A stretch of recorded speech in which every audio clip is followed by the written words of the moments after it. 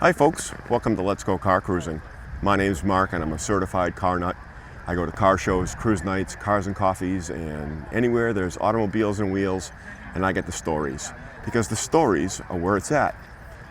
Down here today at Hershey, Pennsylvania, the AACA, the Antique Automobile Club of America Fall Meet, Eastern Region, and today is the car show day. So we've been walking around checking out swap meet parts and car corrals and stuff for sale. Today is a judged event, and these cars are judged on originality and authenticity and preservation, survivor qualities. And there's just everything here that you can imagine. Anything that you want to see, stuff you've never seen, stuff you've never heard of. We're going to get around, and probably not going to be able to show you everything that's here, but some of the highlights and some of the holy cow, I've never seen those before. You're going to enjoy the video. You really are. Stay tuned. Thanks for watching. Do me a favor, click the thumbs up for the like button, hit the subscribe, and ring that notification bell. And without any further ado, let's get to it. Let's go car cruising. So another Duesenberg, 1930 Model J. Model J was the naturally aspirated motor, but it's enormous, twin overhead cam, straight 8. This one is a convertible Berline by Murphy. Let's take a walk by it here. Interior. Lots of room in the back seat. We'll get a look at it from the rear. What a pretty car. 57 Chrysler New Yorker. Whew. What a stunning car. Hemi powered. Blue, white top, blue interior. Just a beautiful car.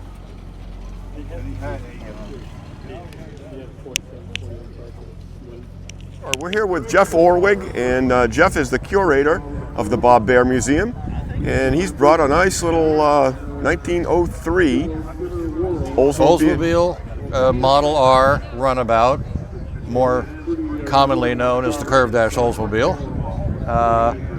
They became part of the collection in 1986 when Bob acquired a whole collection of cars. It stayed in that museum in Florida for a few years, and then in the late 80s it finally came to Maine. And we pretty much just had it on display, and at the time it was a 1947 restoration of the car, or it had been discovered in Minnesota, and it just sort of been in a small collection. Then it went into this museum in Florida, where it just pretty much sat for decades. Okay. And then we brought it to Maine, and it sat for a couple more decades. And then when my boss, Bob Baer, sadly passed away several years back, his family said, his son particularly said, I would love one of my dad's cars to go on the London to Brighton run. So just sort of figure it out and do it. Okay. So I picked this car of our 3 options and figured I would just get it running. And like that would be easy. But the radiator was missing a whole bunch of cooling fins, and I thought, well, that should probably come out. Well, to get the radiator, you got to take the whole front end off. Oh. And then there are 4 bolts holding the engine in the frame. One of them's broken off in the engine. I'm like, well, now what do you do? Well, the only way to get the engine out is take the body off. Next thing you know, the car's in a million pieces. And then it's like, well, I guess we'll go do the whole thing and decide we're just going to do it right, because that's how we typically do things. And the Curved Dash Olds Club has been a wonderful resource. Gary Hoonsbein, who was very involved, wrote a book that covered every detail about the car. And there's an awful lot of literature and research done, and people share stories of what they've done to make them run better and whatever. So I just started on a journey and did the absolute best I could to make it as authentic as I could. And we got it done just about in time to take it to Elizabeth, New Jersey last September, drop it off at a warehouse, got loaded into a container with 2 other London to Brighton cars, and it was shipped to England, and I saw it again November 2nd. at my hotel in Hyde Park, and it weathered the storm or the journey very well. And it started up, and I drove it on the wrong side of the road for the first time. We hadn't driven it a ton, so I was still learning how to drive it. And then the morning came, and it was just magical. There were 425 entrants, 300 completed the event. The newest car is 1904, newest. Oh. And they went back to an 1892 Peugeot. Okay. And 300 of the 425 of us finished, and we're happy to say we were one of them. You were one of them. Well, congrats on that. 64 miles, 7.5 hours, 11.2 miles an hour average driving speed throughout the day. They just put you out in traffic. They don't block off roads. You're duking it out with double-decker buses and taxis and everybody just driving on the road. It's a rather unique experience, and it is not flat. Right, There's some very steep hills, but these things just keep chugging. How much power has it got? It's got 4.5 horsepower. So on any type of a hill of any length, you're talking 7-8 miles an hour. That's it. You're just chug, chug, chug. And people were like, come on. But we're doing the best we can. I think I can. You eventually get to the top and away you go. Yeah. So it was remarkably reliable, and it was an amazing experience. And it was an honor to do it in honor of Bob Bear, and it was just a thrill to be a part of something I never thought I would have a chance to do. Because with this collection I look after, these are sort of off to the side. The early cars, they like them, but we don't do anything with them. Well, now suddenly we're going to do something with one of them, so it was a whole new experience for me. Sure. So, well, awesome. Well, great. Thanks for telling us the story, Jeff. I appreciate it. Happy to do so. We'll see you up in Maine again. Yes, sir. Thank you very much. Thank you. A little Stanley steamer blowing off some steam.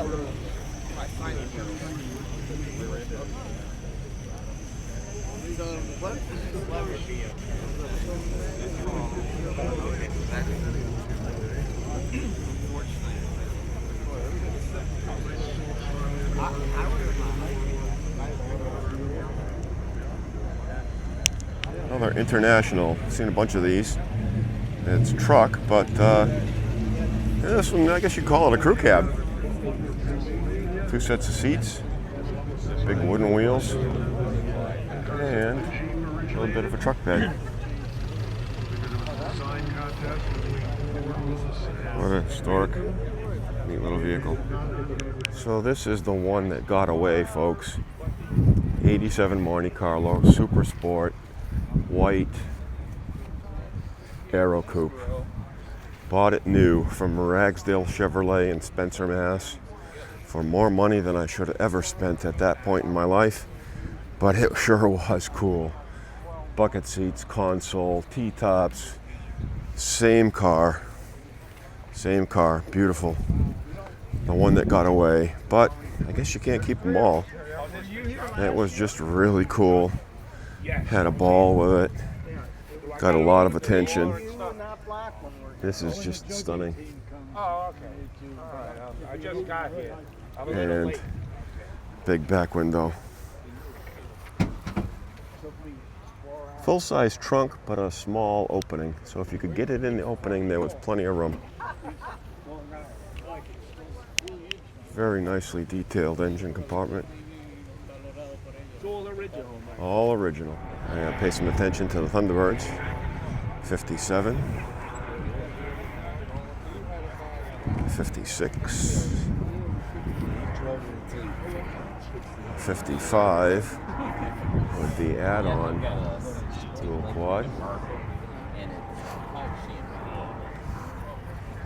I'm sorry, that's a 56. It just doesn't have, it does have the Continental kit. The dual quad system was an add-on. 57. E-Bird. George, that's what they look like done. Better get yours together and running soon. We're gonna have some fun.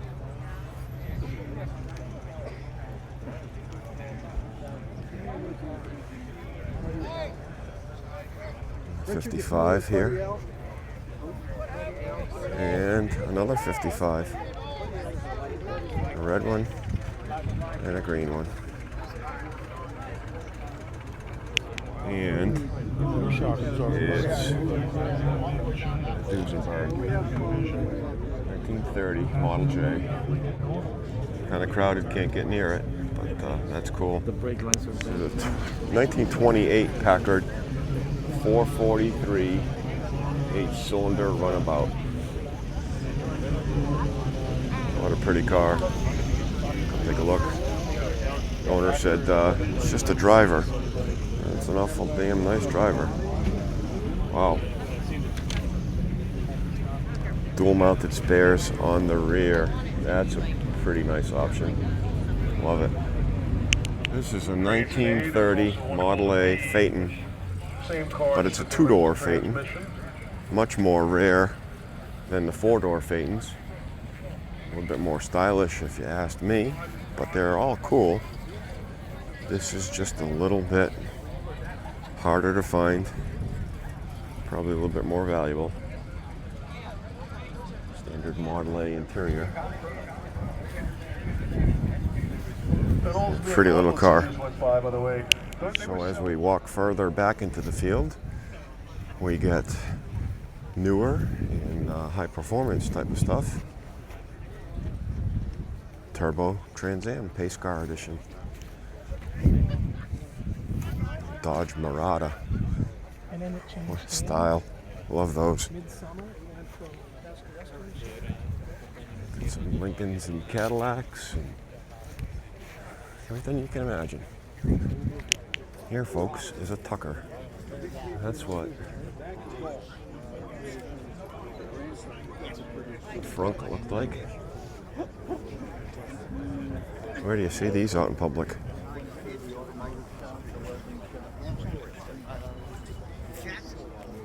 Four-door. Well, this car is part of the Swagger Auto. I remember when we had a place in Alexandria, Virginia. Go down the alley, turn this Beautiful. way, park here, and walk in. And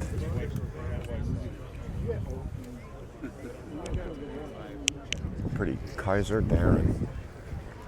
The door slips into the fender, slides back and forth. Hurricane engine.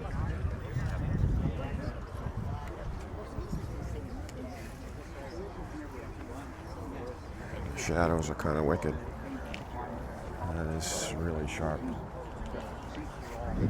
A pretty rare car is the Nash Healy Roadster. So we're going to check out the row of Corvettes. 62. Looks like a 57 dual quads. Got a 60. Rare color. This one is a 54.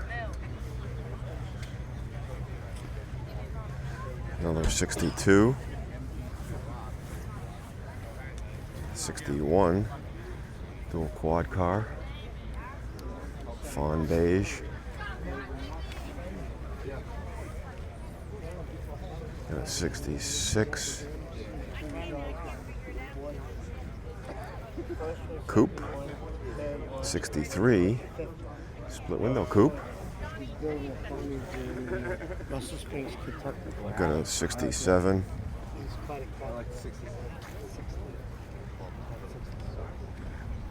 Big block. 435 horsepower. Convertible. Couldn't get better than that. Got a 66.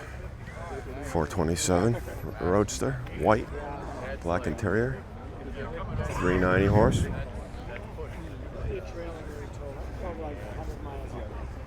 A 435 horse green coupe.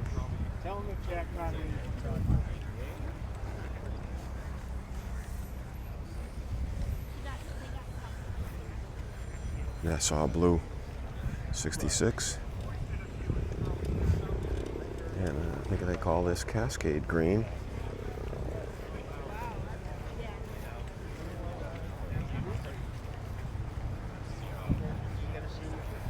Pretty turquoise color.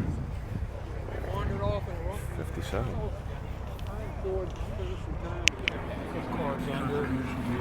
Just a smattering of what else we see here.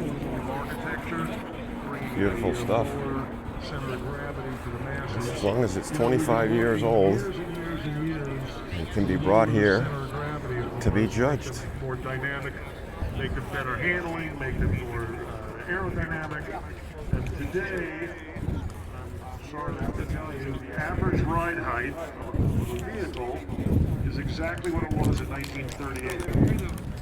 We've taken cars and brought them back up with sport utilities. And over here, so the average we've ride got height on the some road today is what it was in 1938. different older stuff. And again, all that effort to improve aerodynamics, improve handling behavior, and precision, we've sort of gone a little bit backwards by elevating ride heights. Again, Oldsmobile started out as a very early company, had a big fight in the company. Should we make economy cars, affordable cars, should we make luxury cars? And Oldsmobile, in fact, was the incubator for the automotive industry in a very unique way. Most of the early pioneers, many early automotive pioneers, came out of Oldsmobile and landed elsewhere. And even Henry Ford used to go to Oldsmobile and look over the fence to see what was going on with the curve dash. So things like getting into the mass market, Henry Ford made that happen, but Oldsmobile was way ahead with the curve dash, doing exactly that, which inspired Henry Ford as well. So they say Oldsmobile's more fun stuff. Unfortunately, they're no longer with us.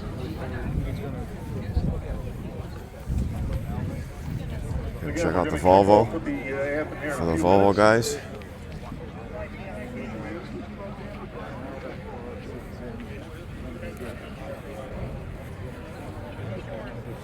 Sweet little car. I'm not too sure what this one is. A Lotus. Okay. This is the one owner. We bought it in England, brought it back. My dad was a fighter pilot in Second World War. He brought this back. He wanted a Lotus Elite, which was the Land hardtop, but he said he had a brat kid. He needed a back seat, so he bought this. I was an only child. So your family's the first owner of this car? Yeah. It's been in my family since we bought it from the Ford factory. There was 2,900 Mark I's made. Only 220 of them are left-hand drive. This is the only left-hand drive with a blue valve cover because we bought it in England. All the other export cars have black valve covers. Your father was a pilot? My dad flew P-38s and P-40s in the Second World War. And he got out, started a TV business, and kicking ass at TV in the 50s. And he got recalled to fly in Korea. He went back to Korea, flew Ford Air Controller. He came back from Korea and said, okay, I'm staying in. So he stayed in, got into electronics. He kept his pilot's license. And in the 70s, he got retrained in helicopters. He was a squadron commander for a rescue squadron in Vietnam. He got a Bronze Star for saving a bunch of guys. He came back from that and said, okay, I'm done.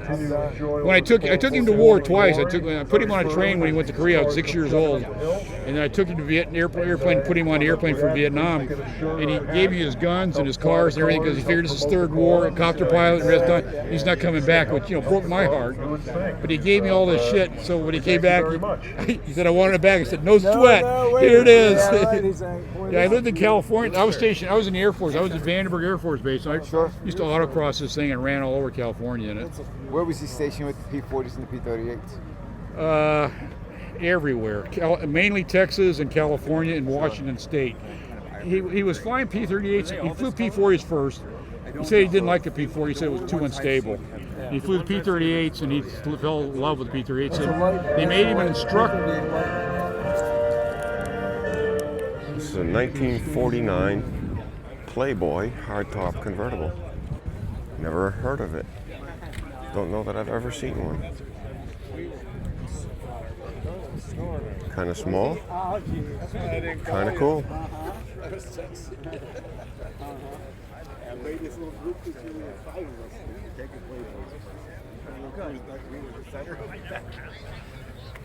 Take a look over here, so I'm not casting a shadow. Cute little car. It looks like from here. Next to it, some Volkswagens, a Carmen Ghia, Beetle convertible, bus,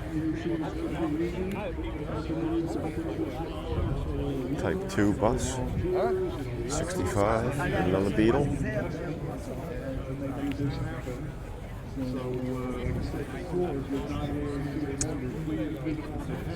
And some newer ones.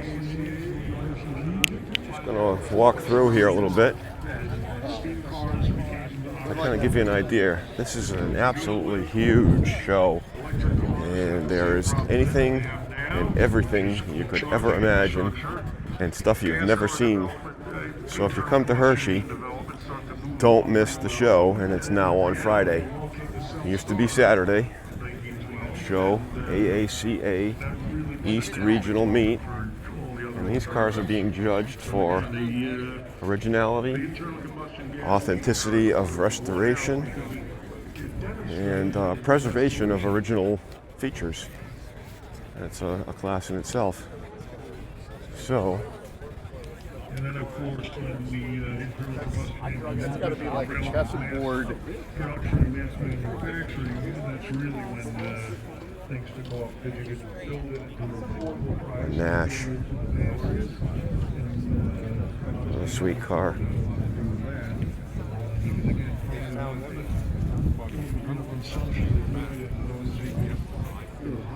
Big Buick.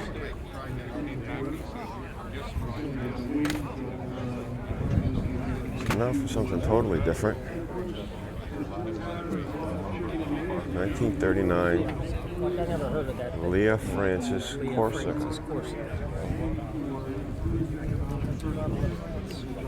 Pretty little car.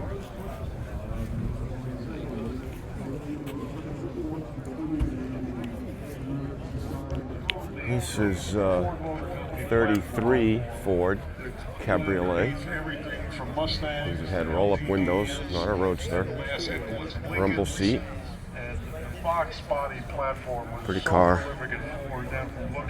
And alongside of it, over here, it's a 34. Very, very early Stanley. I'm doing my best to pick out the differences, but I'm having a tough time. Anybody leave me a comment down below what the actual difference between a 33 and a 34 are. I've got a pretty good eye, but I guess I can't pick out the difference. I'm gonna have to ask. 1925 Packard 243 7-passenger touring, and that's the get out of my way horn. There's no wire going into that. 7-passenger meant it had fold-down jump seats, very large passenger compartment in the back, and again we've got the rear-mounted spares, so it leaves the front fenders uncut. Nice old car. This is 1931 Lincoln Model K 8-cylinder limousine, and it's taller than I am. Probably doesn't fit in a standard trailer. Beautiful. I love the artillery wheels. That's a thing of mine, I guess. I just like the artillery wheel look. Come around and we'll take a look at the inside. Rear hinged door. This one looks like it slides. It's on a track. There's the track in the floor. You get in and slide it back out of the way. And the interior driver's compartment. What a sweet car. Packard began in Warren, Ohio, ended up in Detroit. Henry Jr. 1930 Willis Knight 6-cylinder roadster. Look at the pattern on the door. What a beautiful, beautiful car. And the accent up the trunk. Come around this side, get a better look at it in the sun. Different dash. What a pretty little car.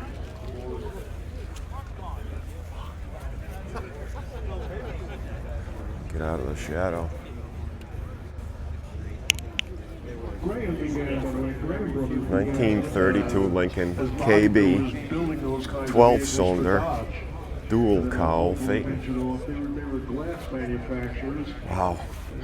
Which they sold that for building bodies, and then ultimately began producing the Graham. Black wall tires. Looks cool in the black car. It's just really sinister looking. We'll take a look. He's going to open the hood on this side. Morning. Joe Rogers is Yeah, John was busy. Did you look at Joe Rogers? Did you look at Joe Rogers? Wow. 20 years. Yes, I did. Isn't that beautifully done? It's a 1932 Packard 8-cylinder sport Phaeton. Rich blue color. Black walls. Tan top, the trunk rack. Literally rocked the automotive world because And it was a Art Deco styling on the instrument cluster.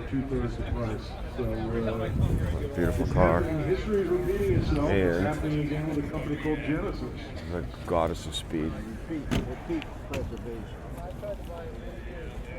This is The U.S. government. Packard Darren, 1938. Again, they were the most prolific Convertible Victoria. in General Motors. Absolutely beautiful. Luscious brown color. Look at the interior.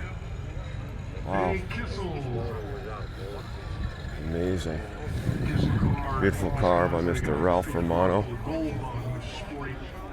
Huge Packard collector. 1938 Lincoln 12-cylinder, body by LeBaron. Oh my God. Take a walk around here. You know, white wall tires are wonderful. If you really want to get a good look of what it was like back in the day, take a look at Turner Classic Movies. Watch Turner Classics and you'll see what some of these cars really look like. What a stunning car. And obviously we love when they're restored. When they're restored again with very fine attention. So they just opened the bonnet on this one, and it's a Lamborghini Miura. And it is just absolutely sinister in black. Wow. That is just absolutely gorgeous. The grass is wet, you know. I don't want to pass over anything, but the crowd is so large and the number of cars is huge. And I just want to kind of give some highlights and encourage all you folks to make the trip to Hershey, Pennsylvania, the first full week of October, and come and see some history. Because where do you see these cars? Wow. Got a 57 Ford Fairlane 500 E-Code. Wow. That's kind of rare. Shift on the tree. Beautiful. And this is called a Super D500, but that's the only two 383s. And there's a 1 year only motor that's used in a 59 Dodge. Everybody calls them 318s. They didn't have no 318s in a 59 Dodge. You could argue that with 1,000 people, and only about 5 of them would. It's 326. And it's the only. It looks like the Plymouth engine. Valve covers. Yep. It's the only one of those that has hydraulic lifters. Really? Yep. No adjustment on the rocker arms, hydraulic lifters. And on those, the rocker arm pedestals are part of the head. Yeah. You take the head and the rocker arms and everything off together. They're son of a bitch.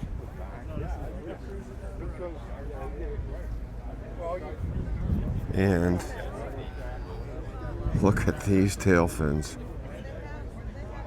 and turn directional tail lights. Wow. So here's the category, where have you ever seen one of these before? I haven't. It's a Rambler Custom. And the middle of the top goes down. Isn't that really cool? Take a look at the instrument panel. Wow, isn't that beautiful? Some more cars, and cars, and cars. Sorry about the swirling back and forth, but there's not much you don't find here. And a lot, like I've said, that you've just never seen. Yeah. I should have flashed. They were gone. Yeah. Yeah. It looks like a new. Yeah. No, 62 is really cool. It's got a little bit of everything. So, this pair, Catalina convertible and Catalina station wagon.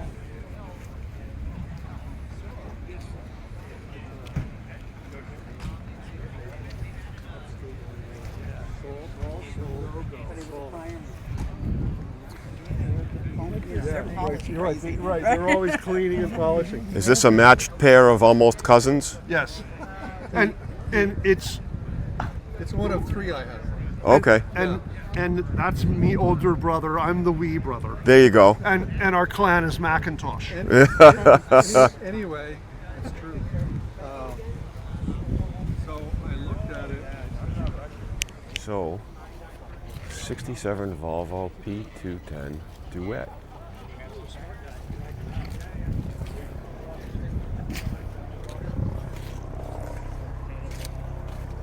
I gotta give a little love to the Volvo crowd. I've got 3 of them at home, but they're a little bit newer than these. We've got 6 counting. This is quite unique. I love it.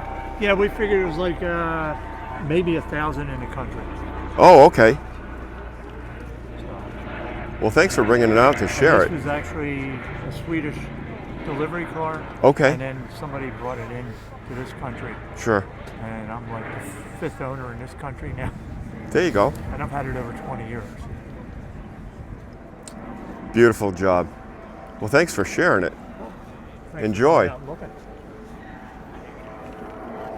We've got a row of Tri-5 Chevys. And we've got a row of Mustangs.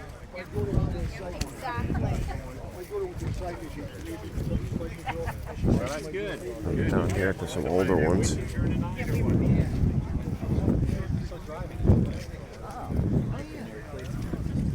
'68 Fastback GT car.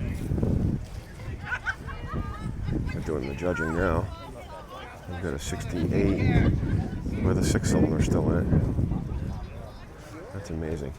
Preserve them as they are. 65 with a 6-cylinder in it. And we'll take a look at some of the other ones. Just do a walk by. All here. What a beautiful show.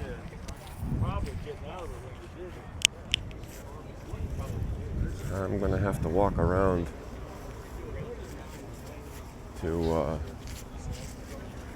get the full scope of this thing. Wow.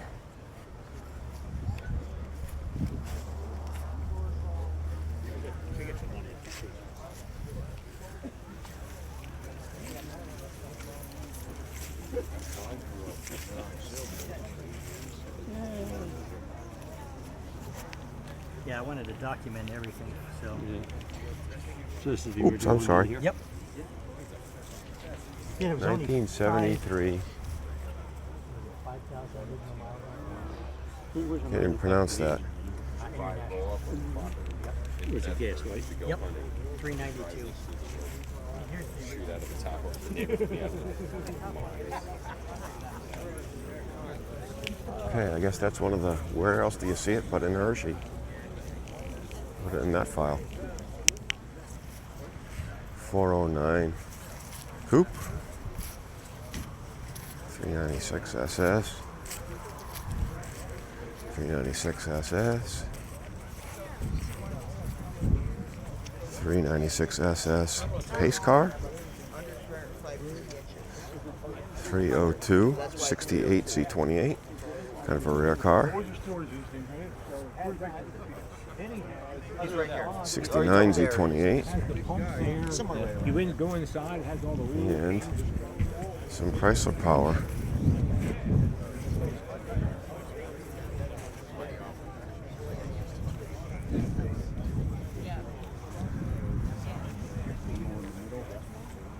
The A12 lift-off hood option. And yes, those pins and posts came with it. I thought they did. Roadrunner. 413 wedge motor with a cross ram. And a Chrysler 300. Some Shelby Mustangs.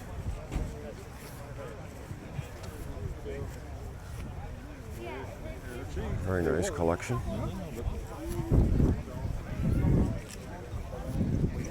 '69 Boss 302. There's the supercharged F-Code Fairlane.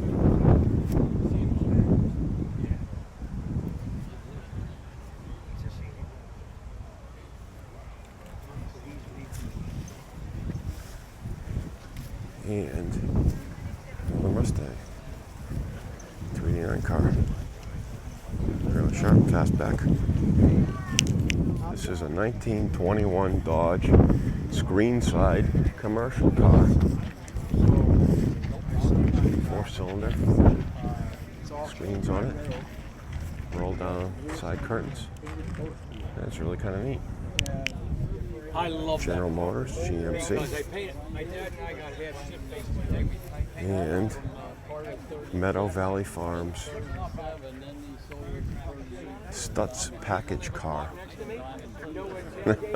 Never heard of such a thing. There's the emblem. Stutz package car. The driver's control. That's the best one.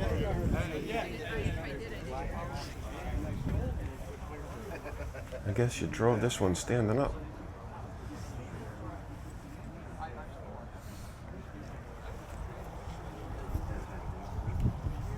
And in the back.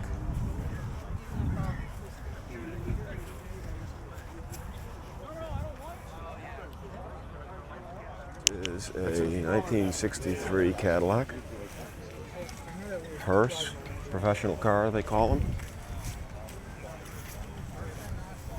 By Eureka.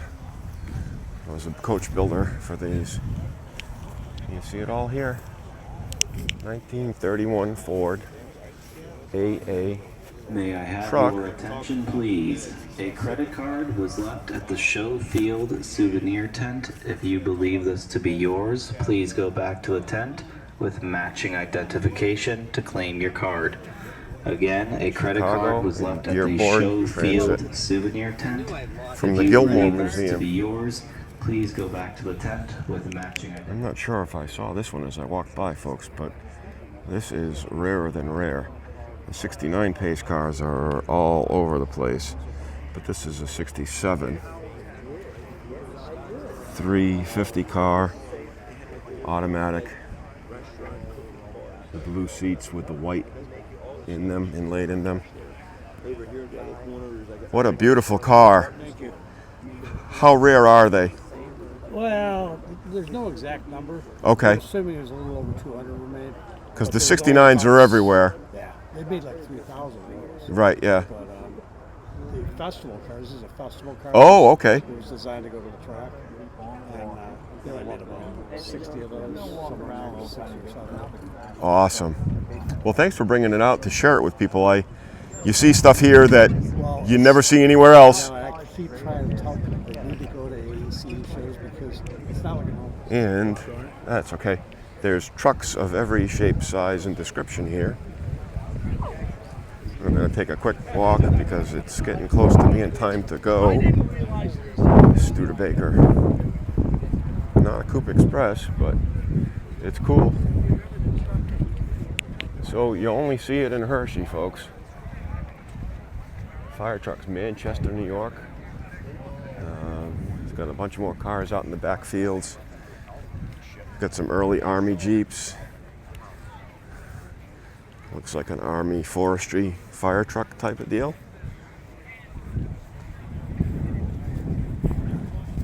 And I'm just going to give a quick scan down here.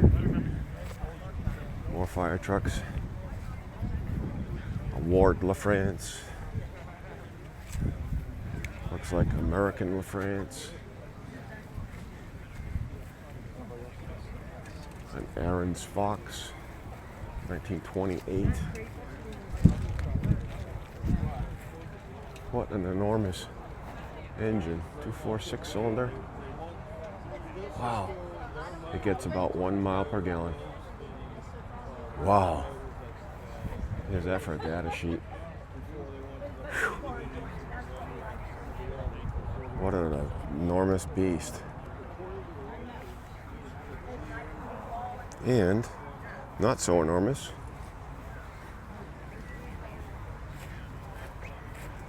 Brockway. Didn't know one existed that small, that early. Cute little truck, West Hampton Beach Fire Department. Buffalo Brockway, 1925. And this is a 1946 Ford 1-ton. A little bit more heavy duty. This is an oil tanker truck, an auto car, 1935.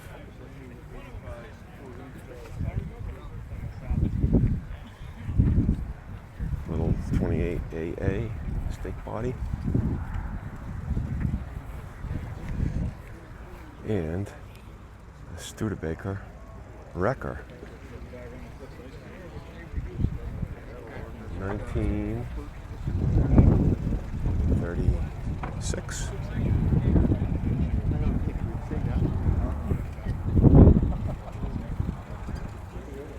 38. I'm sorry. That's really cool.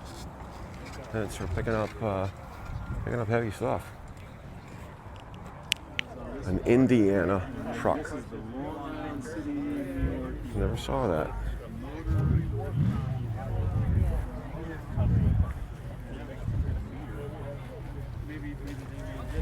A TT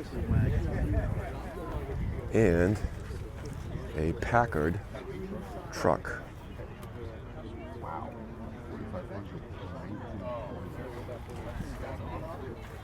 There's the engine. Fill it up with cucumbers or something. Packard motor trucks.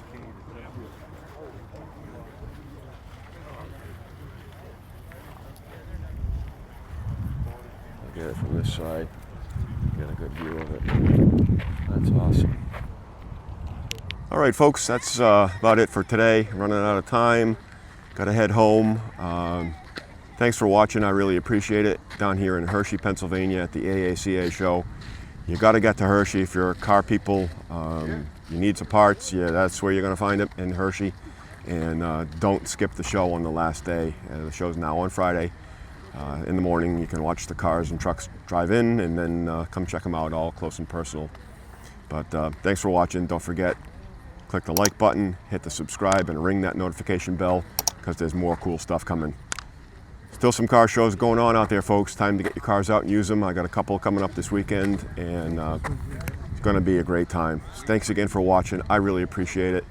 The highs and hellos and greetings have all been very, very heartwarming to me. I appreciate it. I really do. If you've got a cool story, I'd love to have you tell it. So when you say hi, how are you? Say, hey, come look at my car. And we'll do the best to get over there and get you on. Thanks again. Remember, let's go car cruising. And hi, Tam. Hi. He's packed up and ready to head north. And Dave's in there strapping the pickup beds down. Wow, they fit better than I thought they were going to, Dave. Yeah, I know. I'm surprised that they fit. Well, safe travels home, and God willing, we'll see you next year. Ta-ta from Hershey.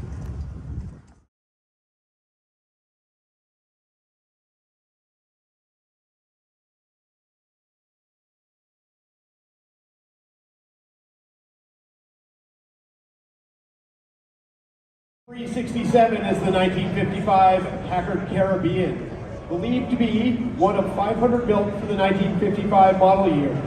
Packard's last prestigious model, rare, luxurious, and desirable, finished in white jade, fire opal, and onyx, equipped with power windows, seat, top, steering, and brakes, and offered today without reserve.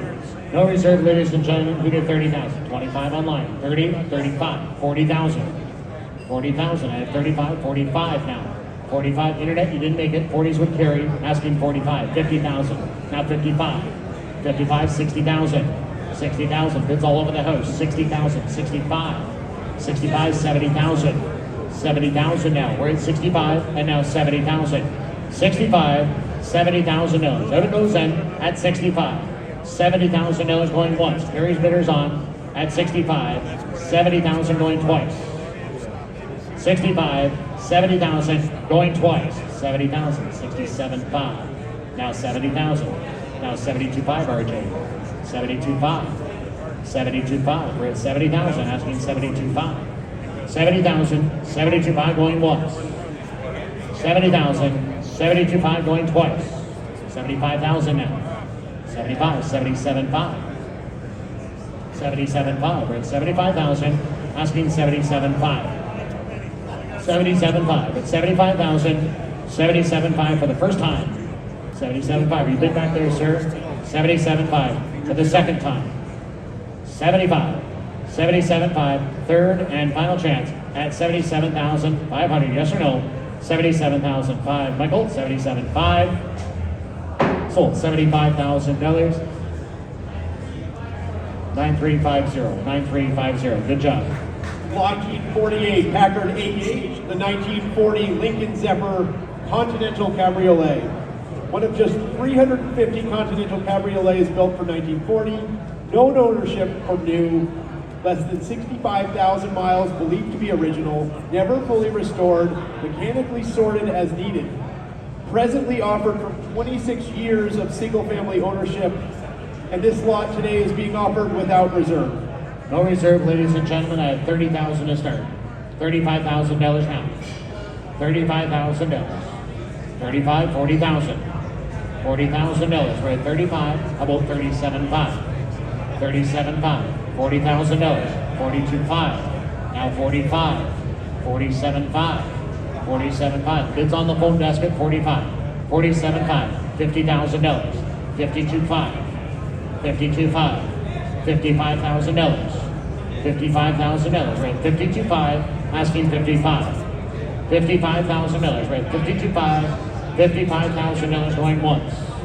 It's selling tonight at 52.5. 55,000 twice. Pete, you have a bidder? $55,000. You give up way too easy. 52.5, 55, third and final chance at $55,000. Sold 52,500. 9444. 9444.